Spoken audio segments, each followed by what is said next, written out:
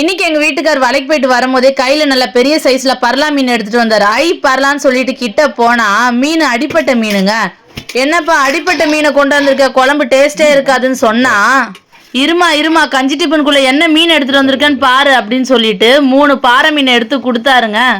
மீனை எடுத்து கொடுத்துட்டு இந்த மீன் எவ்வளவு சூப்பரா சாஃப்டா இருக்கும் தெரியுமா அப்படின்னு கேட்டாரு. நான் உடனே மீன் சாப்பிட்டா எங்கப்பா இருக்கும்னு கேட்டா என்ன முறைக்கிறாரு.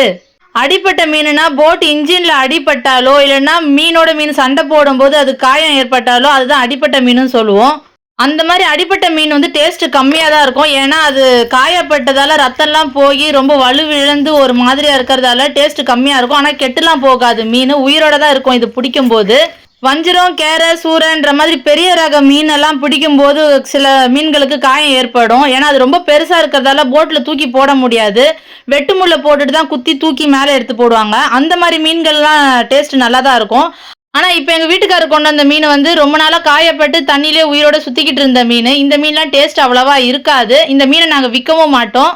எங்க வீட்டுக்கார் மீன் நல்லா சூப்பரா கிளீன் பண்ணி கொடுத்துட்டாரு. இன்னைக்கு மீனை கொஞ்சம் வித்தியாசமா தாங்க வளர்க்க போறோம். ரொம்ப ஈஸியா இருக்கும். ஒரு 15 சின்ன வெங்காயம், 10 பல்லு பூண்டு, சின்ன துண்டு இஞ்சி, கொஞ்சமா மிளகு, மஞ்சப்பொடி, அதுக்கப்புறம் காஞ்ச மிளகாத்தூள், இந்த வெறும் மிளகாத்தூள் சொல்லுவாங்களா, அது குழம்பு மிளகாத்தூள் இல்லை, வெறும் மிளகாத்தூள் ஒரு 3 ஸ்பூனு, கூடவே கொஞ்சம் உப்பு, இதெல்லாம் மிக்சியில் போட்டு நல்லா நைஸாக அரைச்சி எடுத்துகிட்டு வந்துட்டேன்.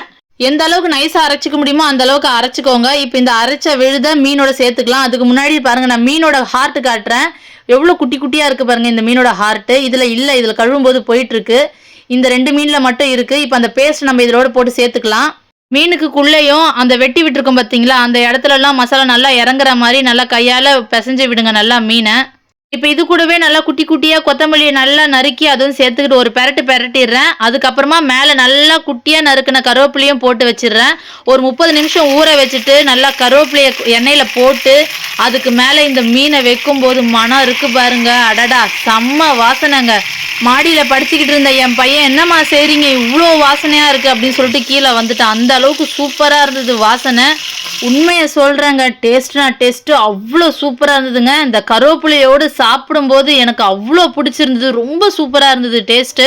ரொம்ப கம்மியான பொருளில் இவ்வளோ டேஸ்டான மீன் சான்ஸே இல்லைங்க. நான் அவசரப்பட்டுட்டு சாப்பிட்டுட்டேன். வீடியோவே ஃபுல்லாக எடுத்து முடிக்கல. நான் கடகடன்னு கருவேப்பிலெல்லாம் அதாவது இருந்த இடத்துல வச்சுட்டு மீனையும் திருப்பி வச்சுட்டேன்.